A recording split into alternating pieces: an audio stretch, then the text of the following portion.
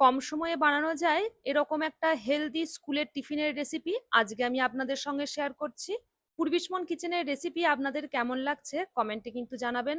আপনাদের কোনো রকম রান্না সংক্রান্ত মতামত থাকলে নির্দ্বিধায় জানাতে পারেন কমেন্ট বক্সে। এখানে আমি একটা প্যানের মধ্যে সাদা তেল দিয়ে তার মধ্যে চিলি ফ্লেক্স, রসুন কুচি, ক্যাপসিকাম কুচি, পেঁয়াজ কুচি দিয়ে হালকা সতে করে নেব। আপনারা চাইলে এর মধ্যে গাজর কুচি, সুইট কর্নও দিতে পারেন। এরপর এটাকে নামিয়ে দিয়েছি। এরপর 150 গ্রাম গ্রেট করে নেওয়া পনিরের মধ্যে দুটো দুটো চিজ কিউব ভালো করে গ্রেট করে এর সাথে মিশিয়ে দিয়েছি। তার মধ্যে স্বাদ মতন চাট মশলা, বিট নুন, গোলমরিচ গুঁড়ো দিয়ে ভালো করে একটা স্টাফিং বানিয়ে দুটো ব্রেডের মধ্যে এই স্টাফিংটা ভরে স্যান্ডউইচের মতন করে গড়ে নিয়েছি। ভালো করে মাখন মাখিয়ে এপিট ওপিট ভালো করে মিডিয়াম আঁচে সেঁকে নিতে হবে। মুচমুচে করে সেঁকে নিলেই তৈরি দারুণ স্বাদের এই পনির চিজ স্যান্ডউইচ।